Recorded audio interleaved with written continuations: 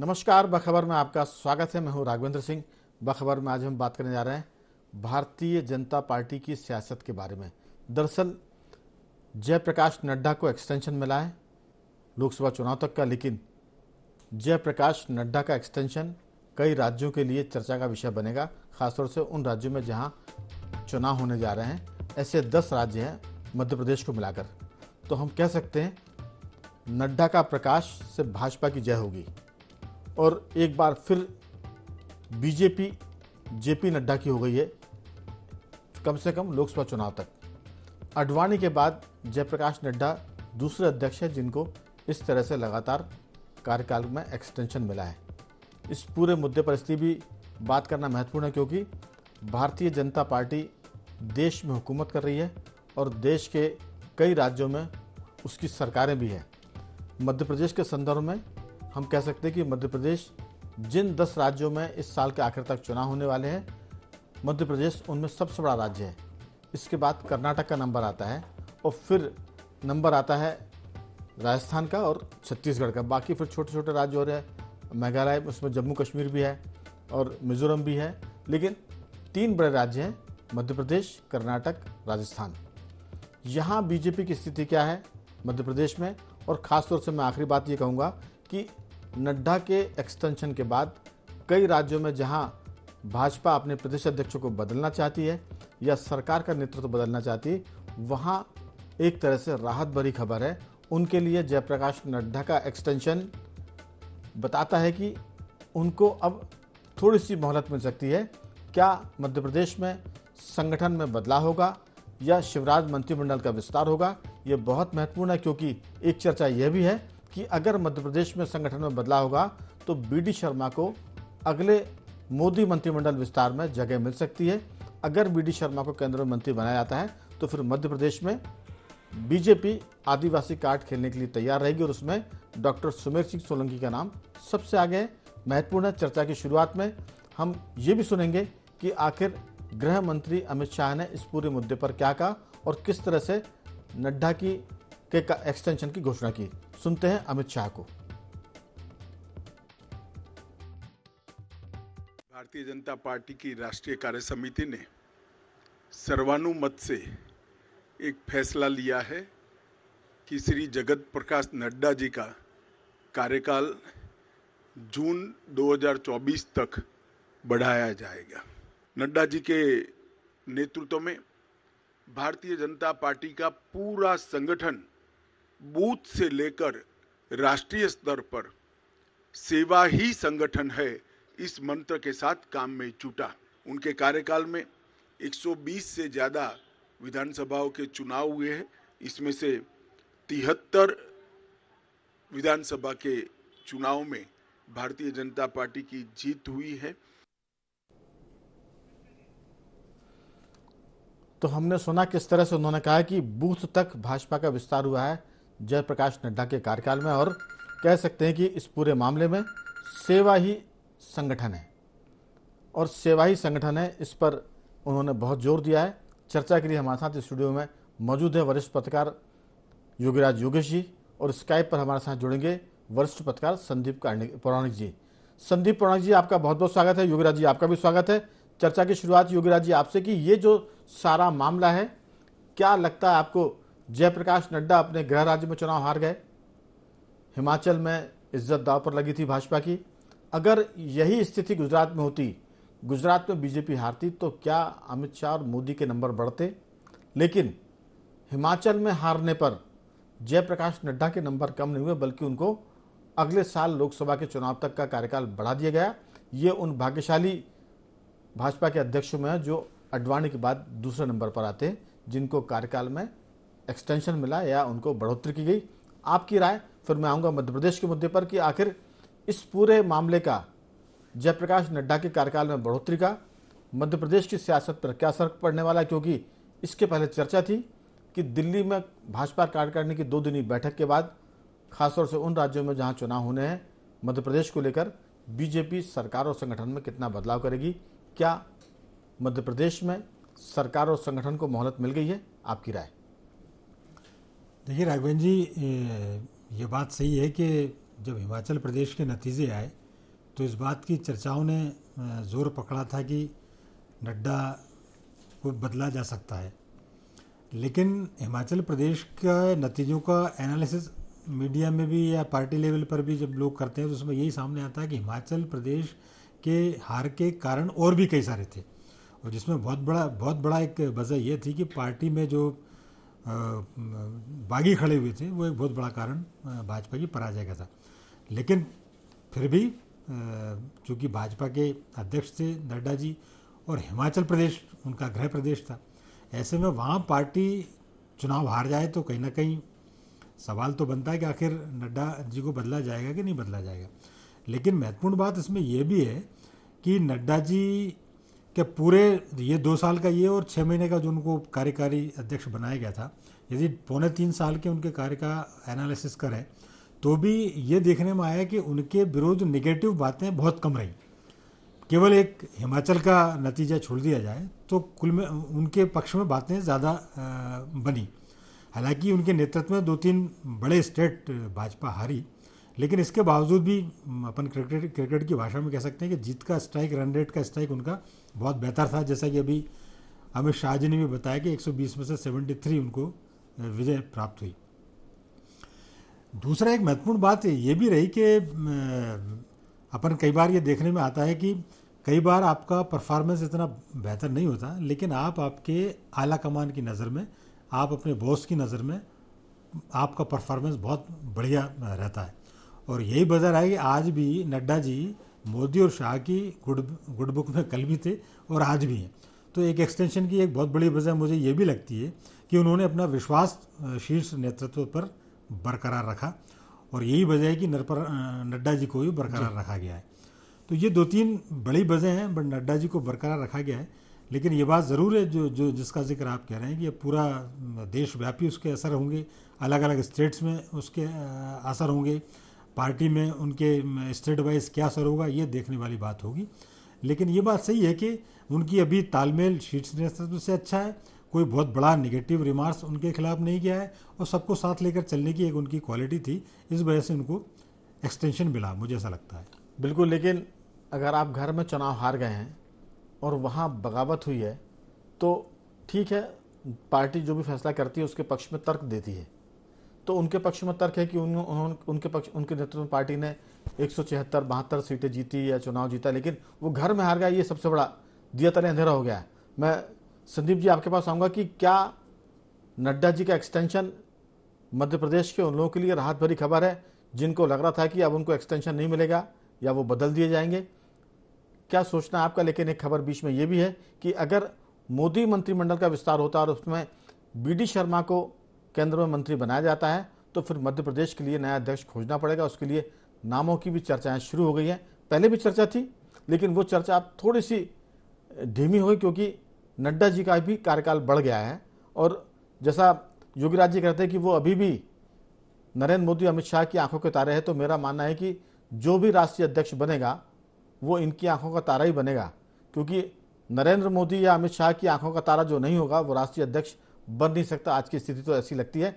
आपकी राय कि मध्य प्रदेश पर कितना फर्क पड़ने वाला है, भाजपा संगठन पर और शिवराज सिंह की सरकार पर?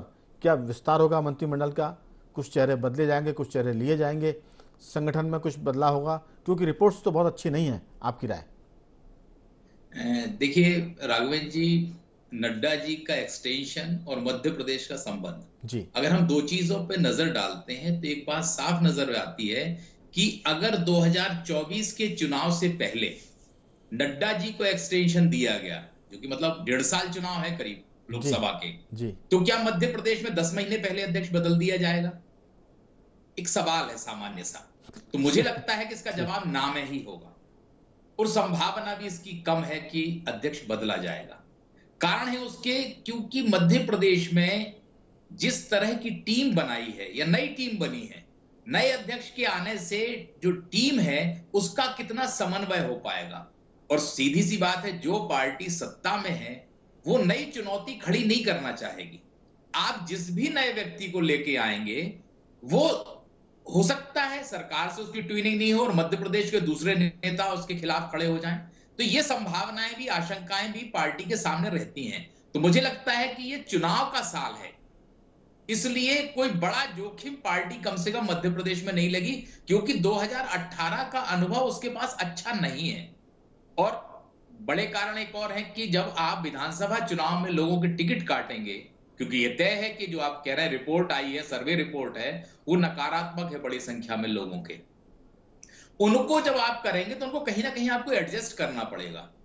तो संगठन में भी करेंगे, सरकार में भी करेंगे। मुझे ये लगता है कि मंत्रिमंडल के विस्तार और जो निगम मंडलों के कुछ पद खाली हैं, उन पर समायोजन करके पार्टी एक नए तरह से तैयारी करने की कोशिश करेगी।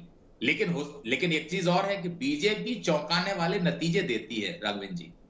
तो बीजेपी कब क्या कर जाए, और जो दो प्रमुख लोग हैं या नड्डा जी हैं, 3 लोग हैं, इनकी क्या योजना है, इसका पूर्व से आकलन बहुत कठिन हो गया है। क्योंकि हमारे पास एक गुजरात का ऐसा उदाहरण है कि जिसमें सब बदल दिया उन्होंने, वो चुनाव जीत गए।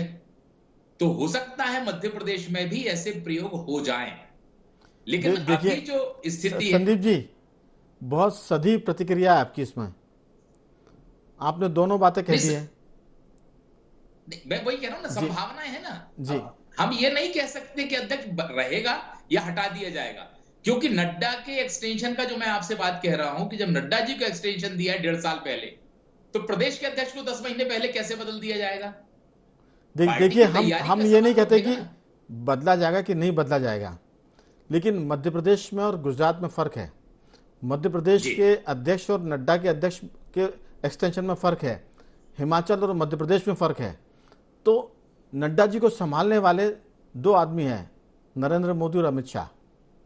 मध्य प्रदेश में अध्यक्ष को और मुख्यमंत्री को संभालने वाला कौन है, एक बात। और अभी तक जो फीडबैक आ रहा है, आप 16 में से 7 नगर निगम चुनाव हार गए। ये विधानसभा चुनाव के पहले का सबसे बड़ा चुनाव है, जो एक तरह से बताता है कि हवा का रुख किस तरफ जा रहा है। संगठन और सरकार को लेकर बहुत नेगेटिव फीडबैक है दिल्ली के पास, सर्वे रिपोर्ट भी बताती। जी जी जी राघवेंद्र जी, आप एक चीज तो मान के चलिए कि एक बड़ी सर्जरी तो तय है, 2 में से एक सर्जरी तो तय है, ये मान लीजिए आप जी। क्योंकि जो नतीजे की आप बात कर रहे हैं, उस आधार पर पार्टी एक फैसला तो बड़ा लेगी। अब चलिए, क्या होगा ये मैं इस पर खुलकर बात करता हूं और योगीराज जी से बात करेंगे कि बीजेपी का फोकस इस बार है आदिवासी और ओबीसी, दो फैक्टर। तीसरा यह कि संगठन की और सरकार की हालत ठीक नहीं है। सरकार का नेतृत्व कर रहे हैं ओबीसी और संगठन का नेतृत्व कर रहे हैं विष्णुदत्त शर्मा जी। और बीजेपी संगठन को लेकर जो फीडबैक जा रहा है, जो सरकार को लेकर फीडबैक जा रहा है, वो बहुत शुभ नहीं है, पार्टी को चिंता में डालने वाला है। नगर निगम चुनाव के नतीजों ने बता दिया कि कुछ भी ऊपर से कहा जाए, नीचे की हालत ठीक नहीं है। वहाँ बड़ी एक तरह से दलदल है, खदबदाहट है और जमीन पोली हो रही है, और कह सकते हैं कि जमीन खिसक रही है। तो ये सब चीज़ें बताती हैं कि जब आदिवासी पर, ओबीसी पर आप फोकस करेंगे तो फिर आप कहाँ जाएंगे। एक गलती संगठन से हुई है, वो है प्रीतम सिंह लोधी को हटाकर। ओबीसी का फैक्टर, लोधी फैक्टर बड़ा फैक्टर है, करीब 30-40 सीटों पर असर डालता है। और ऐसे में जो संगठन को लेकर, सरकार को लेकर, मंत्रियों के कामकाज को लेकर जो फीडबैक है, मंत्रियों की ईमानदारी पर, बेईमानी पर, जो भी हम कहना सुनना चाहें, वो संगठन ने भी भेजा है, संगठन ने भी सर्वे किया, सरकार ने भी सर्वे कराया, और कई लोगों के टिकट कटने और बचने सबकी बातें हो रही है। ऐसे में सर्जरी की अगर हम एग्जाम्पल कोट करेंगे, योगीराज जी, गुजरात का कि सब बदल दिया और वो जीत गए, तो गुजरात 2 महारथियों का राज्य है, नरेंद्र मोदी और अमित शाह का। हिमाचल 1 महारथी का राज्य था, नड्डा जी का जो पार्टी के राष्ट्रीय अध्यक्ष थे, देश भर में भले जिताया लेकिन वो घर में हार गए, और ज़बरदस्त तरीके से हारे हैं, क्योंकि उस पूरे मामले में नरेंद्र मोदी को बागियों से बात करनी पड़ी और बागियों ने नरेंद्र मोदी को खारिज किया। वहाँ हिमाचल में एक राष्ट्रीय अध्यक्ष के राज्य में अगर भाजपा का ये हाल है, तो अलग बात है कि उनको मालूम है कि अध्यक्ष कोई बने, पार्टी को वोट मिलेंगे नरेंद्र मोदी के नाम पर लोकसभा में, अमित शाह जैसा। मैं एक चीज़ और जोड़ूंगा संदीप जी, आप दोनों से मेरा कहना है, यूपी के चुनाव में दिल्ली ने अपनी टीम बैठाई थी। वहाँ दिल्ली, उत्तर प्रदेश की भाजपा और मुख्यमंत्री योगी आदित्यनाथ सब साइड लाइन थे, दिल्ली की टीम कामकाज देख रही है। तो हो सकता है कि मध्य प्रदेश में भी दिल्ली की टीम कुछ दिनों बाद बैठ जाए, कुछ बदलाव हो और सारे जो सूत्र हैं निर्णय करने के वो दिल्ली के हाथ में चले जाएं। ऐसा मुझे लगता है। आपकी राय? क्योंकि मध्य प्रदेश में सरकार संगठन को लेकर सुखद खबरें तो नहीं है, मंत्रियों की जो कार्यकलाप है, मंत्रियों के साथ साथ संगठन का जो फीडबैक है मंडल स्तर का, वो ठीक नहीं है। कार्यकारिणियों की बैठक भी समय पर नहीं हो पा रही है। 2 दिन की बैठक होती है और पता होता है कि वो 4 घंटे में सिमट जाती है। कार्य समिति के साथ प्रदेश कार्यकारिणी की बैठक नहीं हो रही है। कार्यकर्ता बड़ा एग्जॉस्ट है। आपकी राय? नहीं, देखिए राघवन जी, इस बात से तो मैं सभी इत्तेफाक रखते हैं कि मध्य प्रदेश की तासीर अलग है और इनको गुजरात और हिमाचल के नतीजों से नहीं तोला जा सकता। और एक महत्वपूर्ण बात है इन सारे घटनाक्रमों का जिनका आप जिक्र कर रहे हैं, एक लाइन का कोट है कि मध्य प्रदेश में बदलाव समय की आवश्यकता है। ये ऐसी परिस्थितियाँ मध्य प्रदेश में डेवलप हो चुकी हैं और यदि तदर्थवाद चलता रहा, यथा स्थितिवाद यदि बरकरार रखा जेपी नड्डा जैसा मध्य प्रदेश में, तो हो सकता है कि मध्य प्रदेश भी हिमाचल की राह पर चला जाए, क्योंकि मध्य प्रदेश में बहुत ज़बरदस्त ये जो लेकिन हिमाचल के बाद पार्टी को तजुर्बा मिला है। हिमाचल को वो भले ही कंट्रोल न कर पाए, लेकिन अब वो मध्य प्रदेश को, कर्नाटक को, राजस्थान को और छत्तीसगढ़ को कंट्रोल कर सकते हैं, क्योंकि एक सबक मिल गया राष्ट्रीय नेतृत्व को। तो जैसा मैंने कहा कि उत्तर प्रदेश में बीजेपी ने अपने लोगों को वहाँ बैठा दिया था, राष्ट्रीय भाजपा के नेताओं को, और जो स्टेट बीजेपी थी वो एक तरह से वहाँ डिफंक जैसी हो गई थी। जी हाँ, ऐसे ही प्रयोग मध्य प्रदेश में होगा।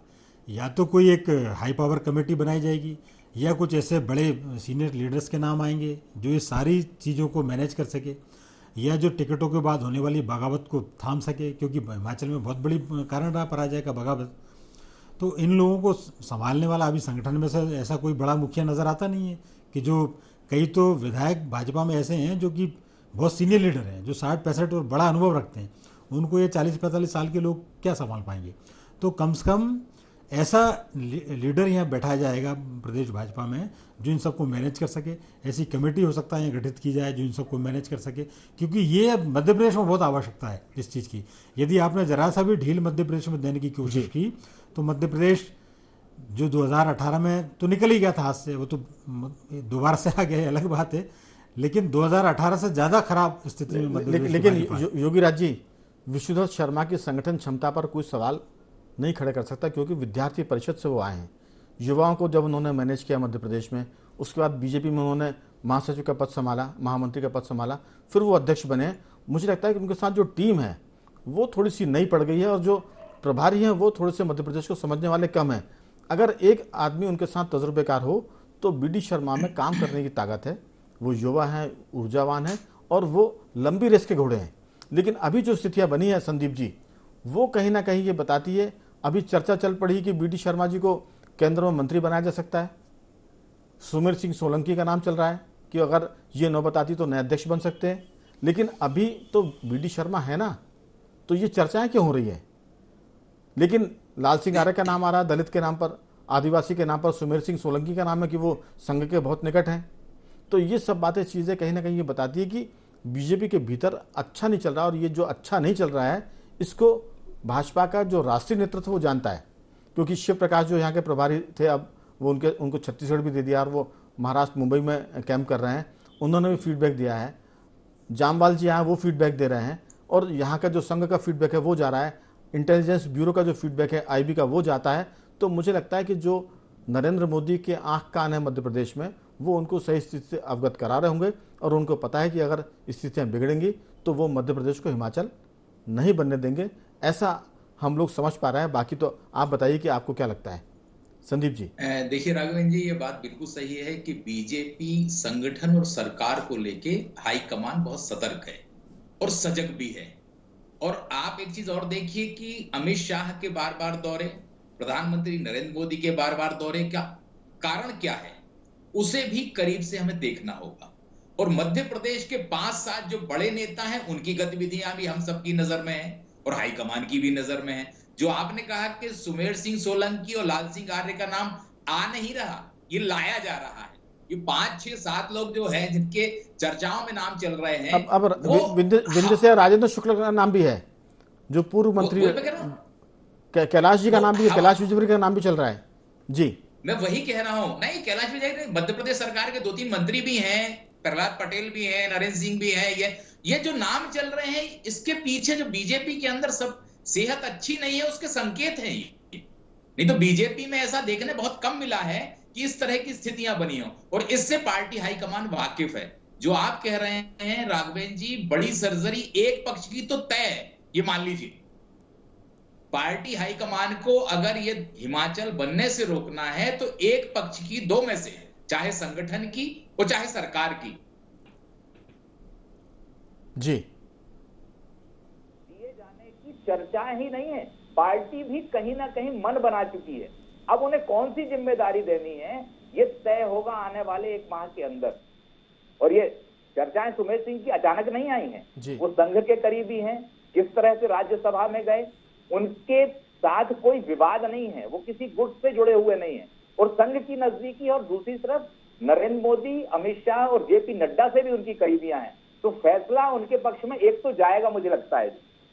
और दूसरा कि सारा मामला आदिवासियों पर है। बीजेपी 1 साल से आदिवासी पर फोकस कर रही है, चाहे वो टांटिया मामा हो या जबलपुर के जो शाह परिवार की हम बात करें, आदिवासी जो राजा थे वहाँ के। तो ये कहीं ना कहीं कुल मिलाकर मध्य भोपाल में रानी कमलापति का महल हो, भोपाल का स्टेशन का नाम रख दिया गया। तो बीजेपी आदिवासी और ओबीसी दो पर बहुत ताकत से फोकस की, क्योंकि उनको मालूम है कि सत्ता की चाबी इन्हीं दोनों के पास ज्यादा है। स्वाभाविक सी बात है राघवेंद्र जी, तो बीजेपी उसी रणनीति पर काम कर रही है। उसका सबसे ज्यादा जोर आदिवासी पर है, क्योंकि आदिवासी वोट बैंक को कांग्रेस का माना जाता है। अगर आपको उसको खींचना है तो आपको उस वर्ग के व्यक्ति को बड़ी जिम्मेदारी, बड़ी प्रतिनिधित्व देना होगा। और जो आपने पिछड़े वर्ग की बात कही थी, ये बात बिल्कुल सही है कि बीजेपी पिछड़े वर्ग को भी नाराज करना नहीं चाहेगी। उसका लक्ष्य होगा कि पिछड़ा वर्ग उसके साथ जुड़ा रहे, क्योंकि प्रीतम सिंह लोधी वाला जो घटनाक्रम है उसने पार्टी को नुकसान तो पहुंचाया है, इसे कोई नहीं नकार सकता, लेकिन प्रीतम लोधी के पीछे भी कौन खड़ा है ये भी देखने वाली बात है। प्रीतम लोधी अकेले नहीं है, प्रीतम लोधी के पीछे भी कई बड़े नेता खड़े हैं बीजेपी के। यही कारण है कि प्रीतम लोधी को इतना जनसमर्थन मिल गया। इन चीजों का भी समीक्षा करके पार्टी बिल्कुल संदीप जी, ये जो छोटी छोटी बातें हैं, ये छोटी छोटी बातें कई बार बड़े बड़े फैसले करवाती है। चाहे जयंत मलैया को नोटिस देने का मामला हो, प्रीतम लोधी को पार्टी से निकालने का मामला हो, ये बताता है कि कहीं ना कहीं जो भाजपा की लीडरशिप है वो थोड़ी सी लाइन से हिल रही है, अटक भटक रही है। योगीराज जी, आपकी इस पर अंतिम टिप्पणी की ये जो सारा मसला है कि भले ही इसमें नाम चल रहे हों अध्यक्ष के बदलने का, सरकार में बदलाव का, लेकिन समय कम बचा है इस पूरे मामले को। जैसा कि संदीप जी कहते हैं कि मध्य प्रदेश को हिमाचल नहीं बना देंगे, क्योंकि मध्य प्रदेश में लोकसभा की 29 सीटें हैं और जो 10 राज्य जहां चुनाव होने हैं उसमें मध्य प्रदेश सबसे बड़ा राज्य है, जहां सबसे ज़्यादा सीटें और सबसे ज़्यादा भाजपा का आधार है। आपकी बहुत संक्षेप में अंतिम टिप्पणी। देखिए राघव जी, एक दो महत्वपूर्ण बात है कि जैसे जिक्र का अपन कर रहे थे कि प्रदेश अध्यक्ष को सेंट्रल में भी मिनिस्टर बनाया सकता है। मुझे दो संभावना नज़र आती हैं। एक तो क्या है कि मध्य प्रदेश में मैंने पहले भी कहा था कि बदलाव समय की आवश्यकता है, बदलाव अवश्यंभावी होगा। दूसरा, उनको मंत्रिमंडल में भी बनाने की कोई संभावना नज़र नहीं आती, क्योंकि इस 2 साल के, उनके 3 साल के कार्यकाल में ऐसी कोई महत्वपूर्ण उपलब्धि वी डी शर्मा के नाम, मतलब जिसको कि अपन एक्स्ट्राऑर्डिनरी उपलब्धि की बात कर रहा हूँ मैं, कि आपके खाते में जाए जिससे आपको आपका पद बढ़ाया जाए।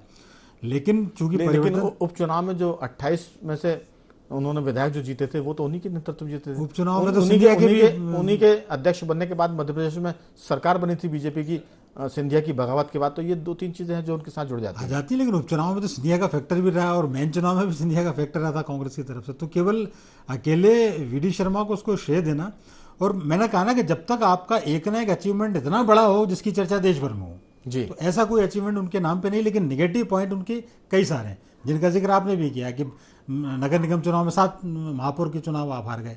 वो शुभंकर कहलाते थे, लेकिन उनका नेतृत्व में हुआ पहला चुनाव दोमो, वो ही आप हार गए, और चित्रकूट चुनाव हार गए। मतलब कई, अब ऐसे तो हम अगर खामी ढूंढने जाएंगे तो कटनी जो उनके संसदीय क्षेत्र में आता था, वहां बीजेपी की बगावत करके एक महिला प्रत्याशी खड़ी हुई थी नगर निगम महापौर के लिए, वो चुनाव जीत गई। तो मैंने कहा ना कि अगर उनको बनाए रखना है तो बहुत सारे तर्क हैं, उनको हटाना है तो बहुत सारे तर्क हो सकते हैं। जैसे नड्डा जी को एक्सटेंशन देना था तो अमित शाह जी ने तर्क दे दिया कि वो तो उनके नेतृत्व में इतना सा फायदा हुआ है, बूथ तक गए, पार्टी संगठन सेवा का माध्यम बन गया, लेकिन वो हिमाचल में हार गए जी। हाँ नहीं, लेकिन ये कि मैंने कहा ना कि ये सारे जो स्टेप्स हैं ये काम जरूर करते हैं, लेकिन मैंने एक चीज़ बहुत गंभीरता से कही कि मध्य प्रदेश में समय की आवश्यकता है परिवर्तन। चलिए देखते हैं। तो कुल मिलाकर संदीप जी, मामला अभी तो समय के साथ हम तो तेल और तेल की धार देख रहे हैं, पार्टी के लोग निर्णय करेंगे, मीडिया के नाते हम तो सिर्फ जो दिखता है उस संभावना बात कर रहे हैं। निर्णय तो नरेंद्र मोदी और अमित शाह करेंगे मध्य प्रदेश को लेकर भी और बाकी चीज़ों को लेकर भी, तो देखते आने वाले दिनों में क्या होता है। लेकिन एक बात तो तय है कि आदिवासी और ओबीसी पर बीजेपी का फोकस है, वो इन सबको साधने के लिए जो भी कदम उठाना होगा वो करेगी। बीजेपी की स्थिति बाकी राज्यों से बेहतर ऐसा मान के चल रहा है, लेकिन अंदर की खबरें भाजपा के राष्ट्रीय नेतृत्व चिंता में डालने वाली। तो मैं चर्चा में आए दोनों मेहमानों का साधुवाद करता हूं। संदीप जी आपका भी, योगी राज जी आपका भी बहुत बहुत धन्यवाद कि आपने चर्चा में हिस्सा लिया। तो नड्डा के एक्सटेंशन के क्या माने होंगे? जयप्रकाश नड्डा उनका नाम है। हमारा मानना है कि नड्डा के प्रकाश में भाजपा की जय होगी, ऐसा बीजेपी के नेतृत्व मान के चल रहा है। आने वाले दिनों में क्या स्थितियां घटेंगी उस पर हम फिर चर्चा करेंगे। अभी तक सिर्फ इतना ही। बने रहिए हमारे साथ और देखते रहिए IND24।